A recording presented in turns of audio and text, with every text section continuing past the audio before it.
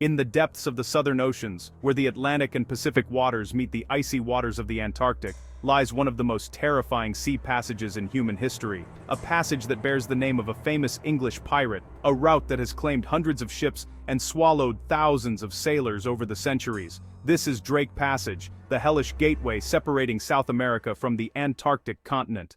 You may have wondered why the Panama Canal was built, and what drove people to carve a path through the heart of Central America. The answer is more fascinating than you might think. This engineering marvel didn't just change the map, it revolutionized the way the world traded goods, making it possible for ships to travel between the Atlantic and Pacific Oceans in a fraction of the time.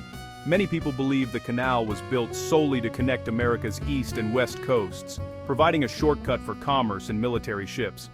While that's certainly a big part of the story, it's not the whole picture. The real reasons go even deeper, involving global ambitions, economic competition, and the desire to control vital trade routes.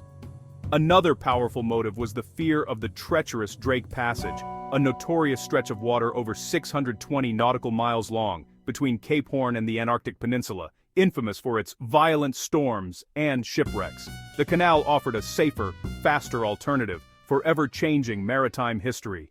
To truly understand why this legendary passage bears the name of Drake, we must journey back in time and immerse ourselves in the world of daring explorers and fierce ambition. We must go back to the 16th century, a remarkable era known as the Age of Exploration, when the world's great powers were locked in a race to discover new lands, claim riches, and expand their empires.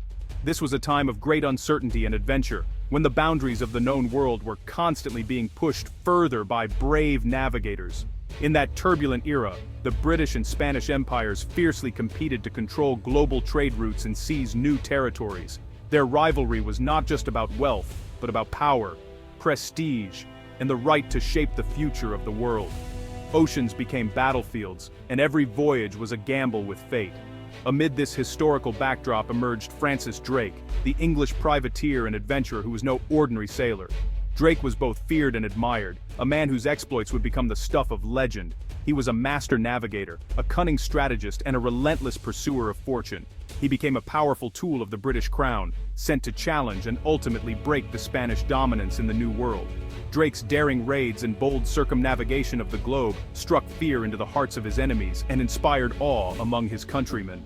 Drake, who was knighted by Queen Elizabeth I for his extraordinary achievements, was a man both celebrated and controversial, ruthless in dealing with his enemies, yet hailed as a hero in England. His legacy endures, forever linked to the age of discovery and the relentless quest for glory on the high seas. His legendary mission began in December 1577 when he set sail from England at the head of a fleet of 5 ships with 200 men. The mission was clear: sail along the east coast of South America, pass through the narrow Strait of Magellan, then attack and plunder Spanish colonies on the west coast.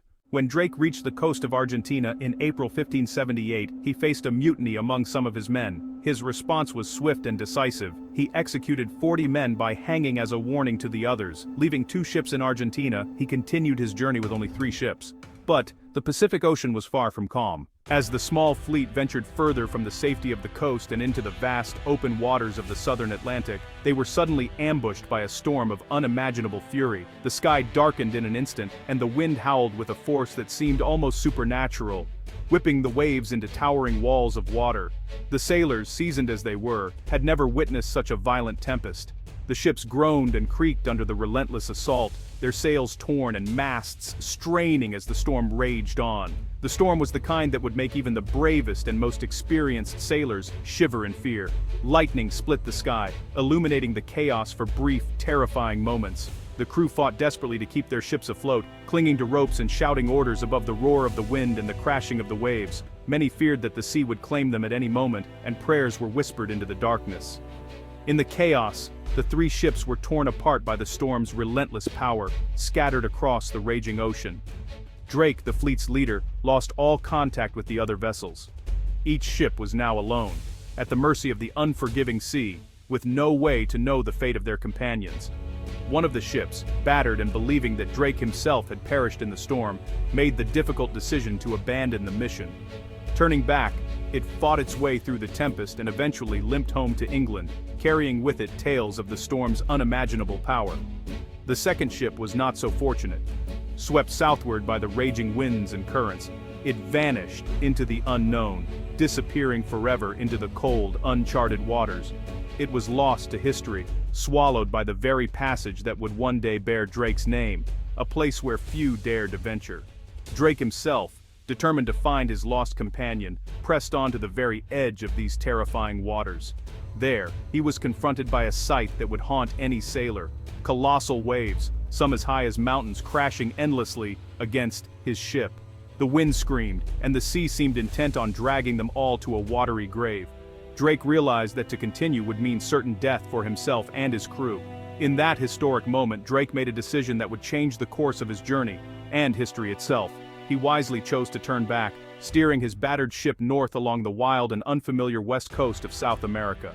Navigating through treacherous waters, he eventually found a route into the calm Pacific, and from there, he and his crew would make the long journey back to England, circumnavigating the globe and surviving against all odds. Thus, the name Drake Passage was born. Not because Drake discovered or successfully navigated it, but because he was the first to bring a ship to the very edge of this watery hell and lived to tell the tale. His harrowing experience revealed to the world the existence of this treacherous stretch of ocean, forever linking his name to one of the most dangerous passages on Earth.